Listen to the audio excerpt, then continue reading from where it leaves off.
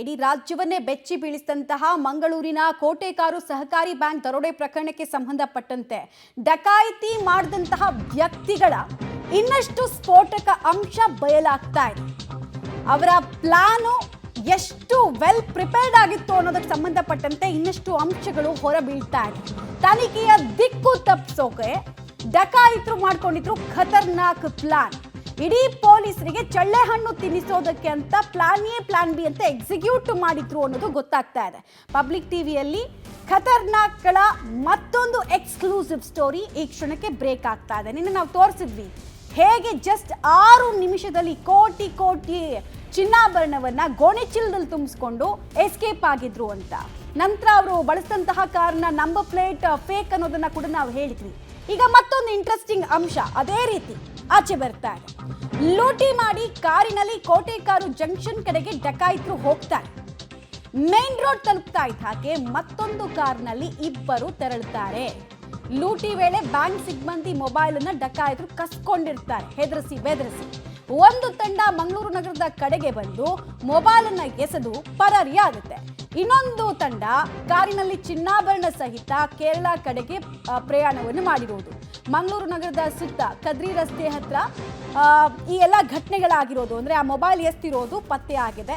ಆ ಸಿಬ್ಬಂದಿಗಳ mobile location trace ಮಾಡಿದಾಗ ಅದು ಕದ್ರಿ ರಸ್ತೆಯನ್ನ ತೋರಿಸಿದೆ. ಸೊ ತಾವು ಮುಂದೆ ಈ ಮೊಬೈಲ್ಗಳು ತಮಗೆ ಕಂಟಕ ಆಗ್ಬಹುದು ಅನ್ನೋದನ್ನ ಅರ್ಥೋ ಅಥವಾ ಪೊಲೀಸರ ಇಡೀ ತನಿಖೆಯ ದಿಕ್ಕನ್ನ ಈ ಕಡೆ ತಪ್ಪಿಸಬೇಕು ಅಂತ ಹೇಳಿ ಪ್ಲಾನ್ ಮಾಡಿಕೊಂಡೋ ಗೊತ್ತಿಲ್ಲ. ಒಟ್ಟಿನಲ್ಲಿ ಈ ರೀತಿ 2 ತಂಡಗಳಾಗಿ ಅವರು ವಿಂಗಡಣೆ ಆಗಿ ಒಂದು ತಂಡ ಮೊಬೈಲ್ ಅನ್ನ ಎಸೆಯುವಲ್ಲಿ ಯಶಸ್ವಿಯಾಗಿದೆ.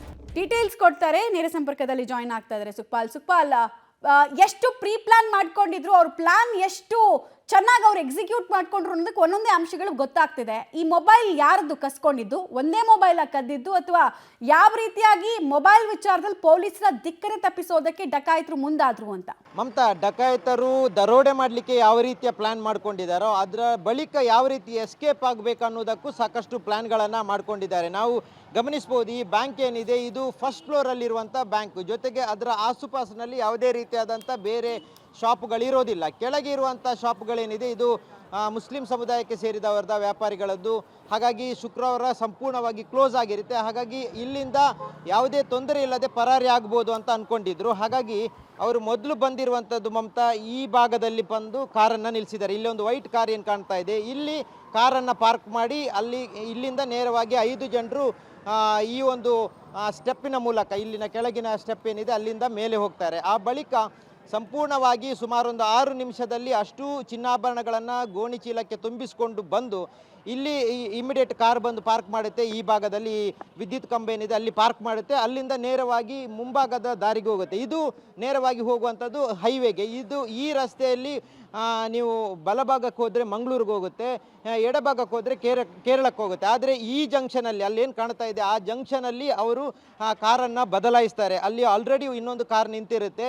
ಈ ಕಾರ್ ಹೇಗೂ ಏನಾದರೂ CC ಕ್ಯಾಮ್ರಾದಲ್ಲಿ ಸಿಕ್ಕಿಬಿದ್ದರೆ ಇನ್ನೊಂದು ಕಾರಲ್ಲಿ ಪಾರಾಗ್ಬೋದು ಅನ್ನುವಂಥದ್ದು ಒಂದು ಪ್ಲ್ಯಾನ್. ಇನ್ನೊಂದು ಪ್ಲ್ಯಾನ್, ಮೊಬೈಲ್ನ ಒಂದು ಸಿಬ್ಬಂದಿಯ ಮೊಬೈಲನ್ನು ಏನು ತಗೊಂಡ್ಬಂದಿದ್ದಾರೆ ಆ ಮೊಬೈಲನ್ನು ಟವರ್ ಲೊಕೇಶನನ್ನು ಹಿಡಿತಾರೆ ಅನ್ನುವಂಥ ಕಾರಣಕ್ಕಾಗಿ ಇನ್ನೊಂದು ಕಾರ್ನ ಮೂಲಕ ನೇರವಾಗಿ ಮಂಗಳೂರು ಹೋಗಿದ್ದಾರೆ. ಮಂಗಳೂರಿನ ಕದ್ರಿ ಸಮೀಪದಲ್ಲಿ ಆ ಮೊಬೈಲನ್ನು ಎಸೆದು ಹೋಗಿದ್ದಾರೆ. ಅಂದರೆ ನಾವೆಲ್ಲರೂ 5 ಜನರು ಕದ್ರಿ ಬಳಿಗೆ ಹೋಗಿದ್ದೇವೆ ಅನ್ನೋದನ್ನು ತೋರಿಸಲಿಕ್ಕಾಗಿ ಅಲ್ಲಿ ಮೊಬೈಲನ್ನು ಎಸೆದು ಅಲ್ಲಿಂದ ಆಮೇಲೆ ಪರಾರಿಯಾಗಿದ್ದಾರೆ. ಆದರೆ ಈ ಚಿನ್ನಾಭರಣವನ್ನು ಹಿಡ್ಕೊಂಡು ಹೋಗಿರುವಂಥ ವೆಹಿಕಲ್ ಏನಿದೆ ಅದು ಇನ್ನೊಂದು ಭಾಗದಲ್ಲಿ ಹೋಗುವಾಗ ತಲಪಾಡಿ ಟೋಲ್ ಗೇಟಲ್ಲಿ ಅದರ ಚಿತ್ರೀಕರಣ ದೃಶ್ಯ ಸಿಕ್ಕಿರುವಂಥದ್ದು. ಹಾಗಾಗಿ ಪೊಲೀಸರು ಅದರ ಬೆನ್ನು ಹತ್ತಿ ಹೋಗಿದ್ದಾರೆ.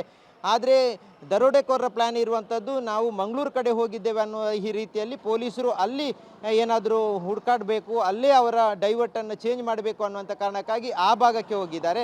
ಆದರೆ ಪೊಲೀಸರು ಈಗ ಬೇರೆ ಬೇರೆ ಆಯಾಮಗಳಲ್ಲಿ ತನಿಖೆ ಮಾಡ್ತಾ ಇರುವಂಥ ಸಂದರ್ಭದಲ್ಲಿ ಇನ್ನೊಂದು ಕಡೆಯಲ್ಲಿ ಮೊಬೈಲ್ ಸಿಕ್ಕಿರೋದ್ರಿಂದ ಈಗಾಗಲೇ ಏನು ದರೋಡೆಕೋರರು ಮೊಬೈಲನ್ನು ತಗೊಂಡು ಹೋಗಿದ್ದಾರೆ ಅನ್ನುವಂಥ ಮಾಹಿತಿಯನ್ನು ಸಿಬ್ಬಂದಿಗಳು ಪೊಲೀಸರಿಗೆ ಹೇಳಿರುವ ಹಿನ್ನೆಲೆಯಲ್ಲಿ ಆ ಟವರ್ ಲೊಕೇಶನನ್ನು ಹಿಡಿಯುವಾಗ ಕದ್ರಿ ಸಮೀಪದಲ್ಲಿ ಸಿಕ್ಕಿರುವಂಥದ್ದು.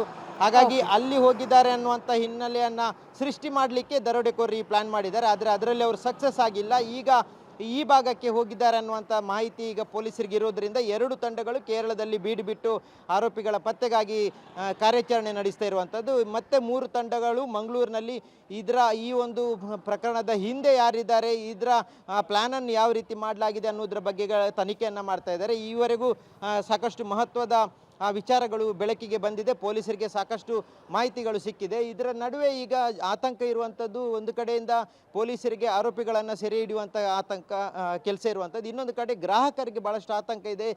ಬೆಳಿಗ್ಗೆಯಿಂದಲೂ ಇಲ್ಲಿಗೆ ಹೆಚ್ಚಿನ ಸಂಖ್ಯೆಯಲ್ಲಿ ಗ್ರಾಹಕರು ಆಗಮಿಸಿ ಈ ಒಂದು ಪ್ರಕರಣದಲ್ಲಿ ನಮ್ಮ ಚಿನ್ನಾಭರಣ ಸಿಗಬೇಕು ಅನ್ನುವಂಥ ಒತ್ತಾಯ ಮಾಡ್ತಾ ಇರುವಂಥದ್ದು. ಮಮತಾ.